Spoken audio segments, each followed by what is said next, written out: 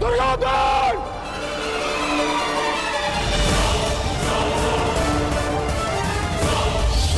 सावधान!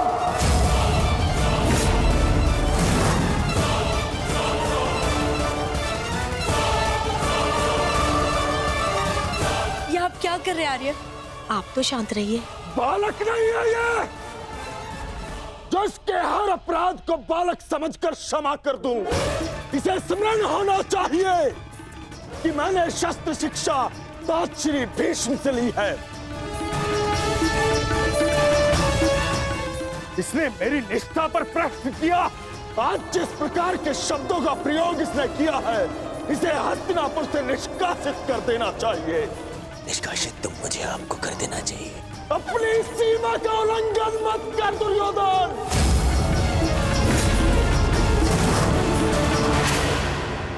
अपने शब्दों की रास को थाम कर रखो दुर्योधन। ये मत भूलो कि महात्मा विदुर हस्तिनापुर के महामंत्री और हस्तिनापुर के रणनीतिकार भी। इस समय तुम्हें उनके समर्थन, उनकी सहायता की अत्यधिक आवश्यकता है। बस! ऐसे सैकड़ों महामंत्री मेरे चरण धोते हैं। मुझे इस युद्ध को जीतने के लिए एक दासी पुत्र के समर्थन की आवश्यकता नहीं है। दुर्योधन!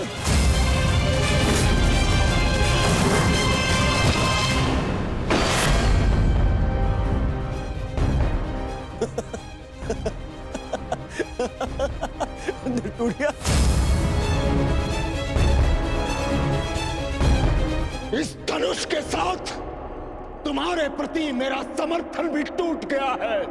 अब ना तो तुम मेरे शस्त्र उपयोग कर पाओगे और ना ही मेरी नीति। मैं स्वयं अपनी बुद्धि और शक्ति को इस युद्ध से अलग करता हूं।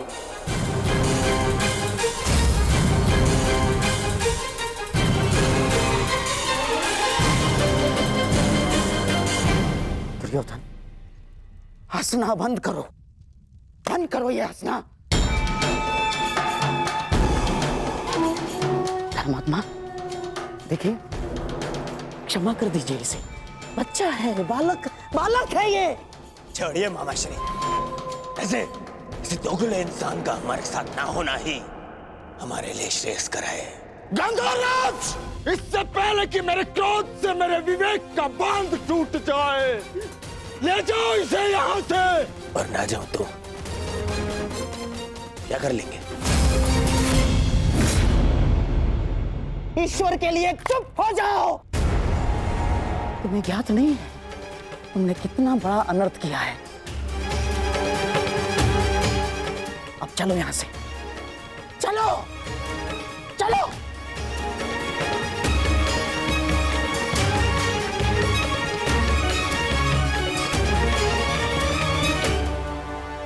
धनुष ना टूटता तो मेरा बाण छूट जाता। मेरे भ्राता धृतराष्ट्र को पुत्र हानि होती। मैं आज भी यही कामना करता हूं कि यदि ये युद्ध हो तो मेरे भ्राता धृतराष्ट्र के पुत्र और मेरे ज्येष्ठ भ्राता पांडु के पुत्र सुरक्षित रहे।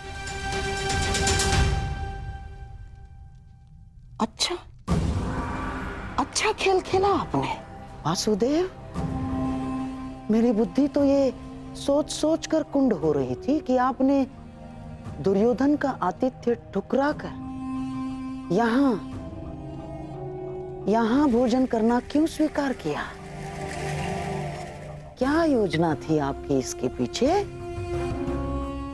मिल गया मुझे उसका उत्तर।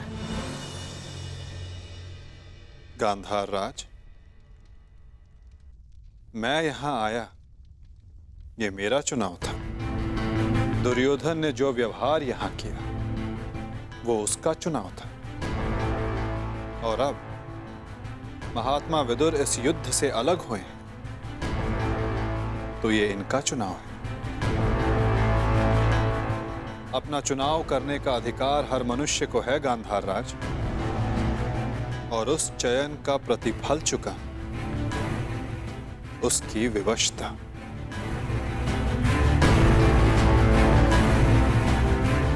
प्रणिपात।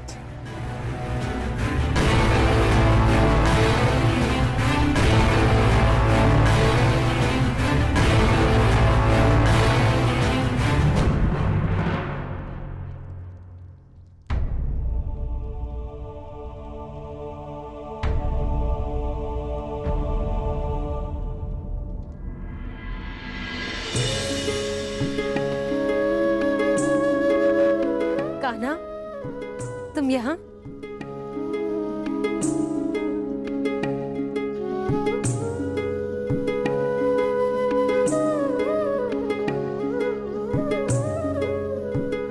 सोचा कि अपनी बुआ को बता दूं कि भूखे पेट शयन करने से बुरे स्वप्न आते हैं। मेरी निद्रा और भूख तो तभी उड़ गई थी जब युद्ध की घोषणा हुई थी। कृष्ण,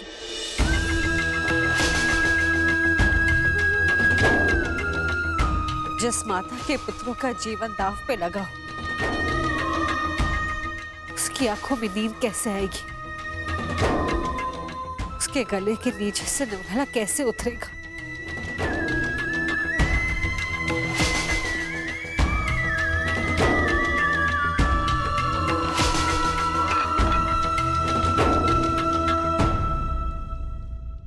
बुआ, बैठो। मैं तो यहाँ इसलिए आया था कि अपनी बुआ के साथ भोजन का आनंद उठा सकूं, परंतु मेरी बुआ इतनी व्याकुल, इतनी निराश है। यदि आपको मुझ पर विश्वास है कि मैं आपके पुत्रों की रक्षा करने में सक्षम हूं, तो क्या आप फिर भी भोजन नहीं करेंगी? तुम्हारी बात कोई चाह के भी कैसे टाल सकता है? तो फिर पहले आप भोजन कीजिए।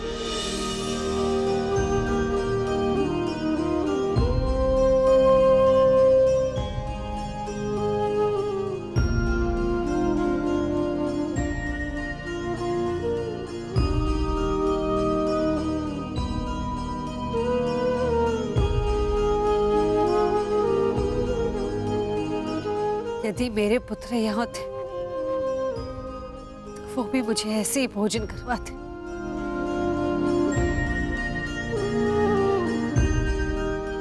धन्यवाद कृष्ण, जो तुम यहाँ पर आकर मेरे पुत्रों के स्थान पर खड़े हुए और प्रकृति विकट परिस्थिति में मेरे पुत्रों का मार्गदर्शन करने के लिए।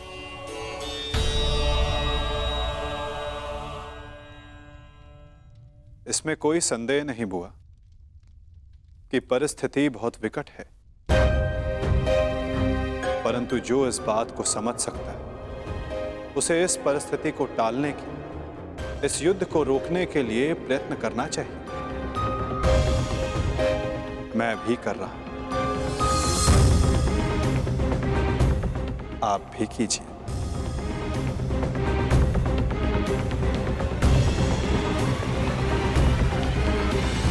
मैं क्या कर सकती हूँ?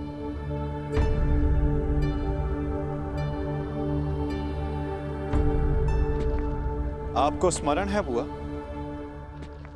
जब मैं यहां विभाजन के समय आया था तो मैंने आपको एक कार्य करने से रोका था।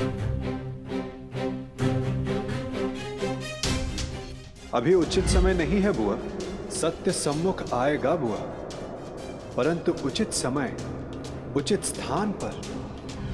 तुम ये कहना चाह रहे हो कि मैं उसे... बुआ, कुछ करने को कहने वाला मैं कौन होता हूं? मैं तो बस इस परिस्थिति की गंभीरता को देख रहा हूं। शांति दूत बनकर आया हूं। प्रयास करूंगा कि इस युद्ध को रोक सकूं, परंतु प्रतीत ये होता है कि इस युद्ध को टाला नहीं जा सकता।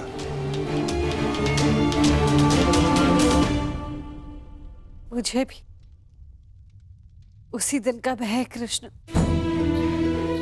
जब मेरे दोनों पुत्र एक दूसरे के समक्ष अस्त्र दान कर एक दूसरे का रथ बांधने के लिए प्रस्तुत होंगे। परंतु इसे रोका कैसे जा सकता है? संदेह तो है बुआ, परंतु यदि आपके 6 पुत्र एक ही पक्ष में हो तो कदाचित युद्ध का प्रश्न ही ना उठे।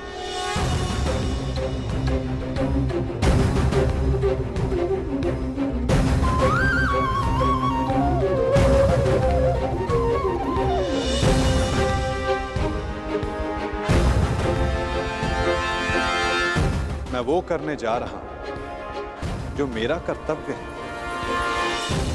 आप वो करें जो आपको उचित लगता है।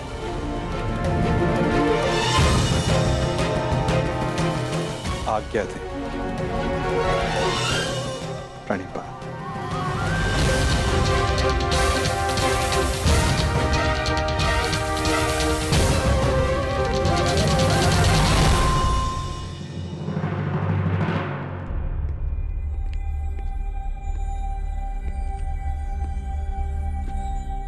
माधव,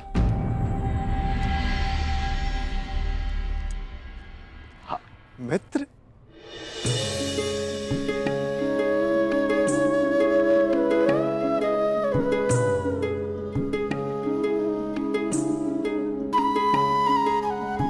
मुझे बहुत प्रसन्नता हुई तुम्हें फिर से देखकर।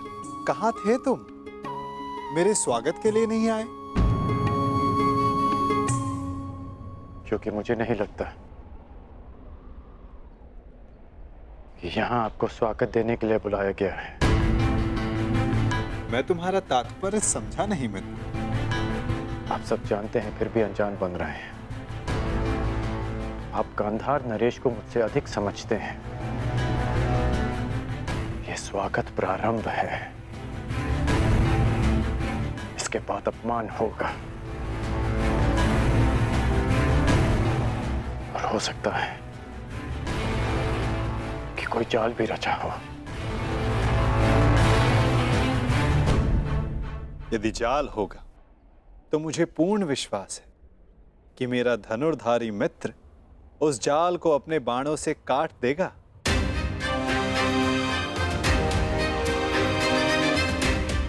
यदि मैं ऐसा नहीं कर पाया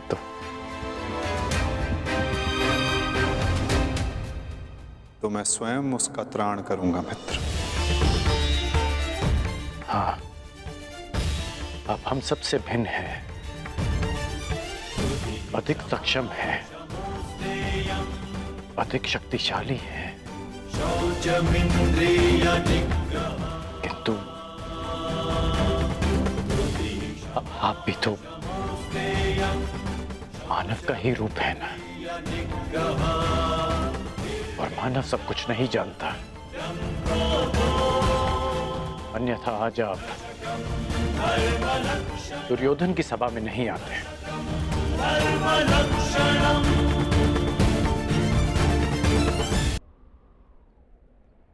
तुमने सत्य कहा मित्र।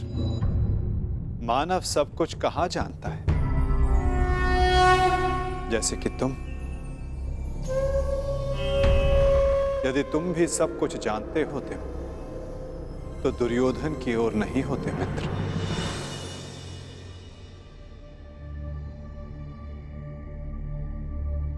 वासुदेव, बात को समझने का प्रयास कीजिए। मैं भावी संकट की बात कर रहा हूं।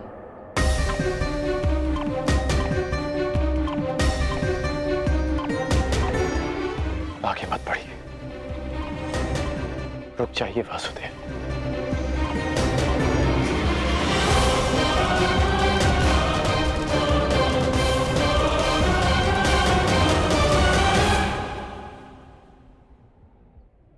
मित्र, तुम चिंता ना करो। यदि मैं हर उस स्थान पर रुक जाता जहां संकट संभव था तो मेरे जन्म लेने के पश्चात मैं बंदी गृह में नहीं रुक जाता मित्र। मामा कंस के बुलाने पर मथुरा नहीं जाता। मामाओं से निपटने का मेरा बड़ा अनुभव रहा है मित्र। मैं जानता हूं कि भीतर क्या होने वाला है।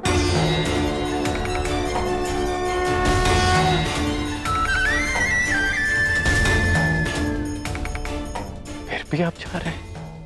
हाँ मित्र, मैं इसलिए नहीं जा रहा कि ये मेरी इच्छा है। मैं इसलिए जा रहा हूं कि वहां राज्यसभा में जो होगा उसके लिए वहां मेरा होना आवश्यक है। परंतु महत्वपूर्ण प्रश्न यह है मित्र कि मैं ऐसा कर क्यों रहा हूं। इस सभा के पश्चात मुझसे मिलना, कदाचित मैं भी तुमसे यही प्रश्न कर बैठूं। मैं यहां केवल हस्तिनापुर की सभा को संबोधित करने नहीं आया, मैं यहां तुमसे भी मिलने आया हूं मित्र।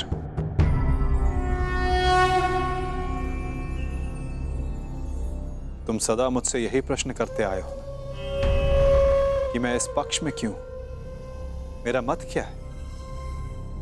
क्या मैं ही करता धरता हूं या केवल दृष्ट? क्या मैं ही कार्य साधता हूं या कार्य का साक्षी मात्र? मेरे साथ आओ मित्र, तुम्हें इन सब प्रश्नों का उत्तर मिल जाएगा।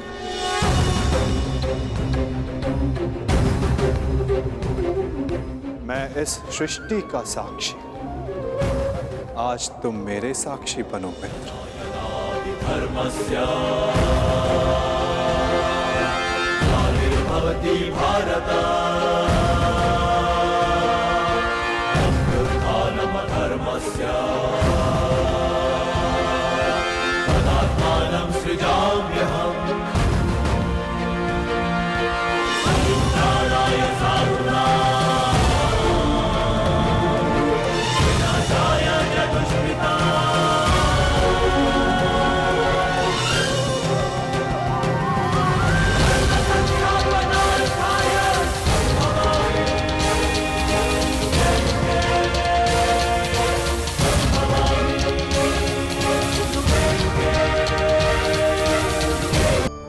जो आपने किया उसे भोगना भाग्य है, या जो आपके पूर्वजों ने किया उसका फल भाग्य है?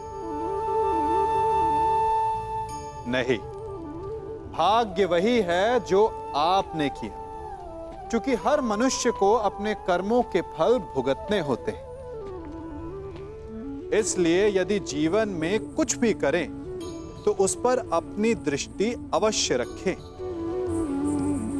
क्योंकि आपके एक कर्म का फल आपका भविष्य बदल सकता है।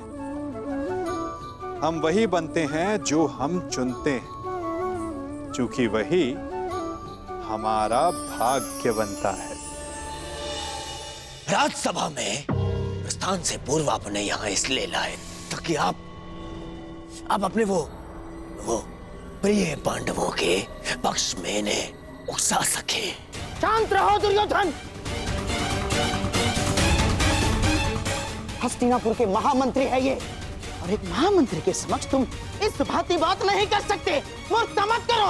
नहीं मामाश्री, नहीं, आज मुझे बोलने दीजिए।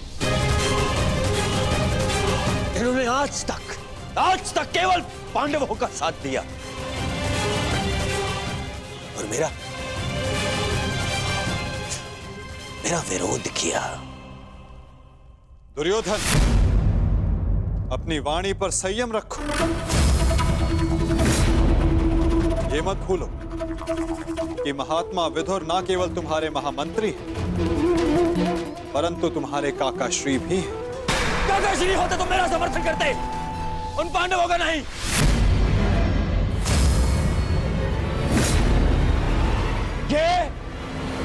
ये केवल एक कृतज्ञ षड्यंत्रकारी है और कुछ नहीं।